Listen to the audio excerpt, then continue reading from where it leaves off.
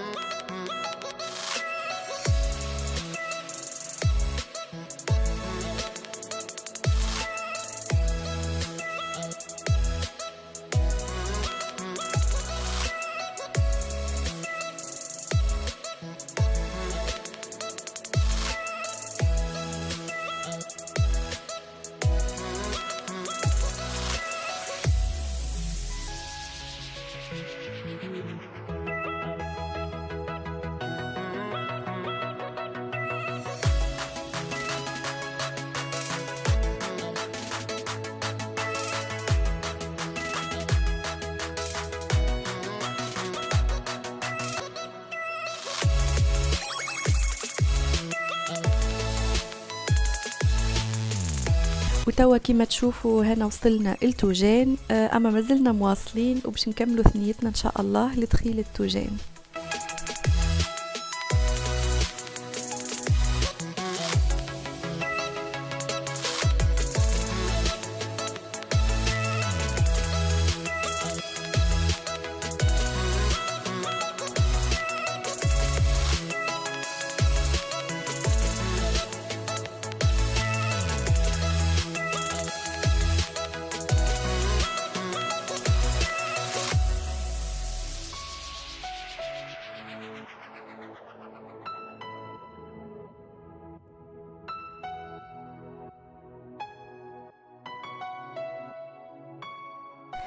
واخيرا وصلنا لدخيل التوجان، الحمد لله على سلامتنا.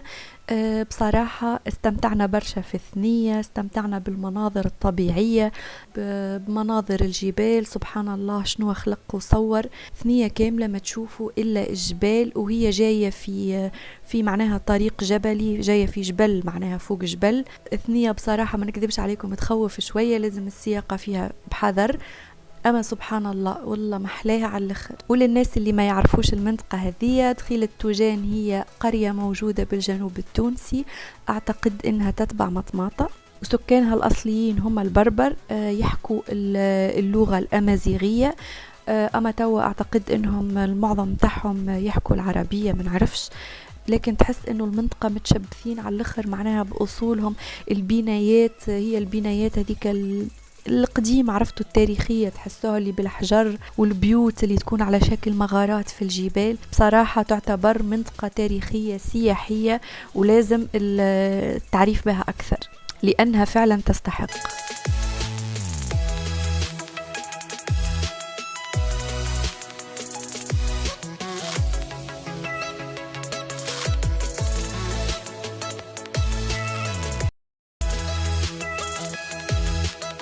مشينا فيها بالباهي، تعرفنا على المنطقة، وهذه صديقتي تعرفت عليها في الثنية، يعني سلمت عليها. تمشينا تقريبا في الأماكن الكل، هي صغيرة ما هيش كبيرة برشا، أما المشي فيها الفترة طويلة متعب شوية على خاطرها كلها هبوط وطلوع هبوط وطلوع.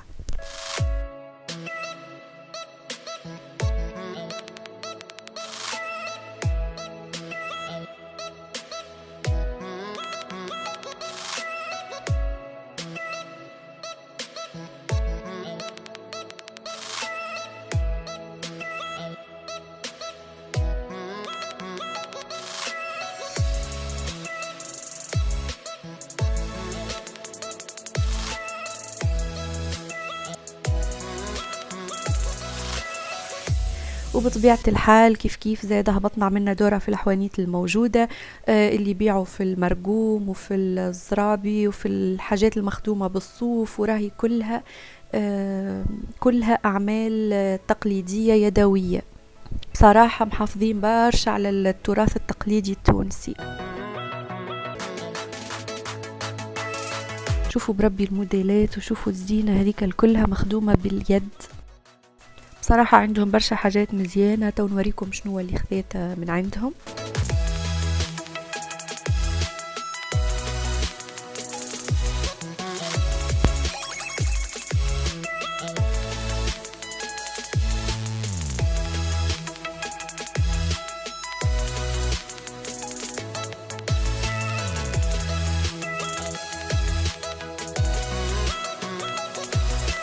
حسيلو محلاها المنطقة والله، عجبتني على الاخر، وراهي كالم كالم كالم اكثر من اللي تتخيلوا، مع الطبيعة الجبلية والهدوء والشمس حسيلو ما نحكي لكم، راحة فيها راحة نفسية غير طبيعية.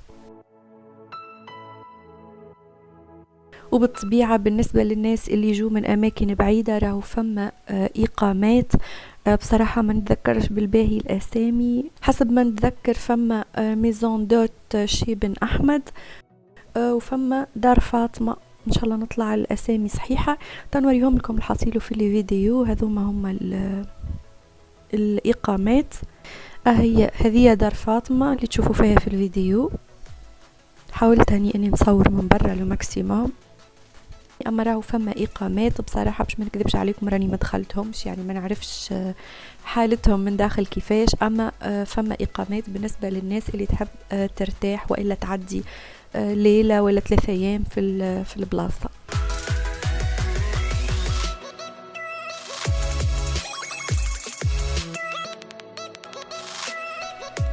وبطبيعة الحال شكون اللي يمشي لدخيل التوجان وما ياكلش من المشوي اللي عندهم. توا سيجي وقت الفطور، دونك قررنا باش نفطروا. كما تشوفوا هذا هو الفطور متاعنا.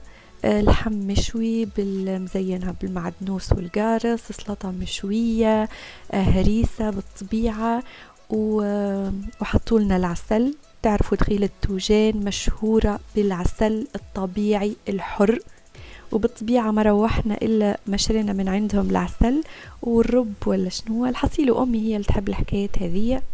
وبالطبيعة مع المشوي لازم الجازوز. دونك نكملوا نفطروا ونرجع نكمل معاكم الميني فلوج.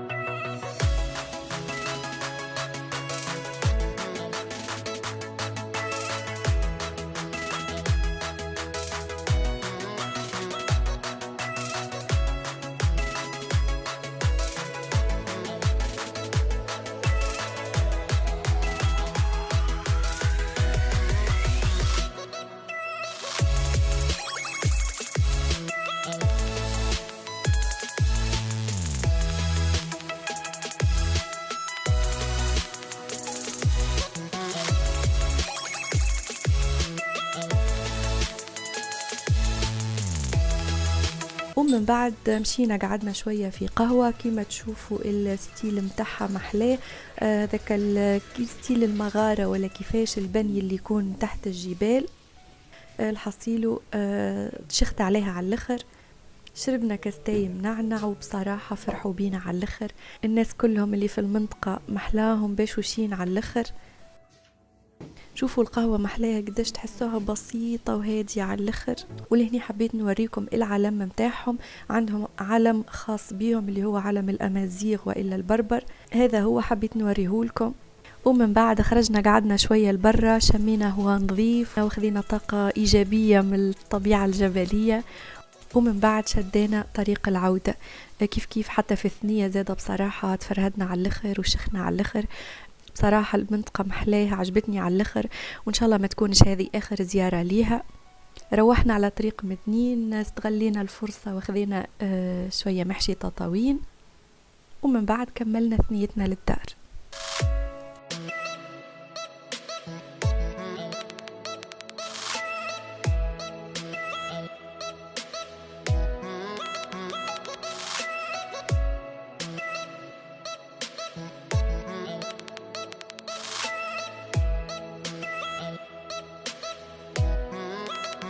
ووصلنا بالسلامة الحمد لله. دب محلينا الباب، لقينا الكعبورة هذه متغششة علينا، خليناها نهار كامل وحدها. خرجت لها باش نراضيها العود هذايا كسناك، هي تموت عليه اما مازالت متغششة. المهم ريحنا شوية تقريبا ساعة، حكاية ساعة ولا ساعة ونص، ومن بعد فقت لقيت عندي كولي محطوط على جنب مازلت محليتاش من عند كيت تكنولوجي. هذا السينماتيك لايت بوكس الشهير اكيد بكلكم عرفتوه.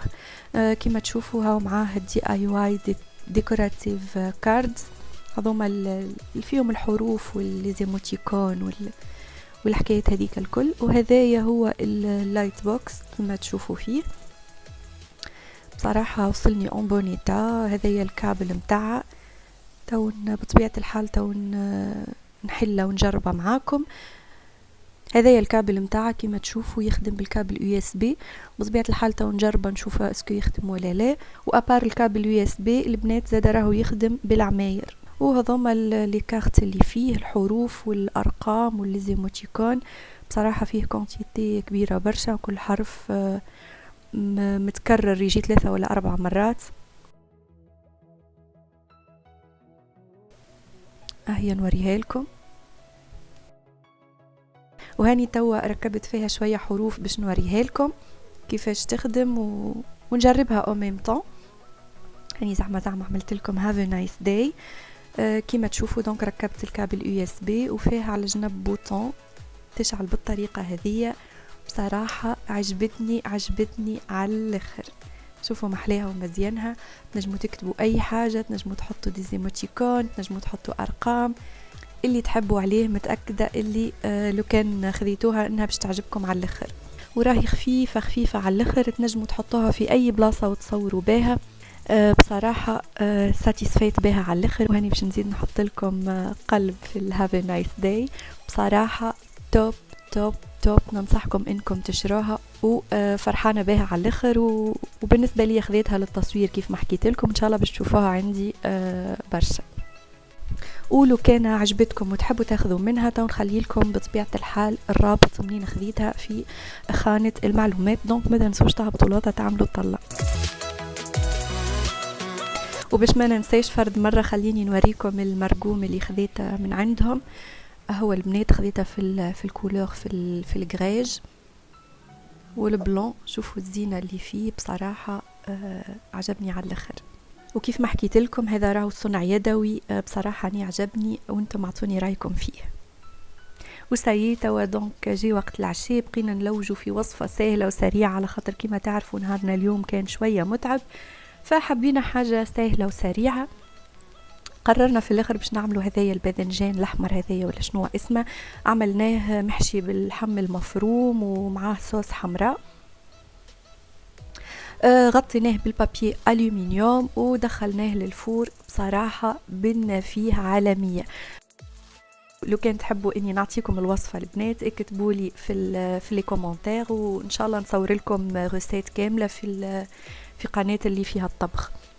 وهو من الأحسن البنات إنكم تزيدوا معاها شوية سلطة وإلا شوية روز، ولكن بما إنه اليوم كان متعب شوية اكتفينا بالوصفة هذه. ومن بعد في السهرية خذينا شوية من الموالح هذه.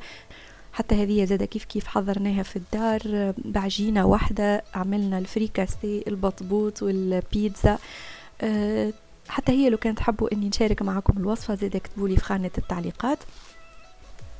وأكا هو البنات فيديو اليوم كمل. إن شاء الله تكونوا حبيتوا، إن شاء الله تكونوا استمتعتوا معايا بالأوقات هذه اللي شاركتها معاكم. ما تنسوش الاشتراك في القناة باش تشجعوني أني نقدم لكم فيديوهات أخرين، وما تنسوش زادا اللايك. وما تبقى حبيباتي كان باش نخليكم في رعاية الرحمن. ردوا بالكم على رواحكم، وإن شاء الله نشوفكم المرة الجاية في فيديو جديدة. بسلامة.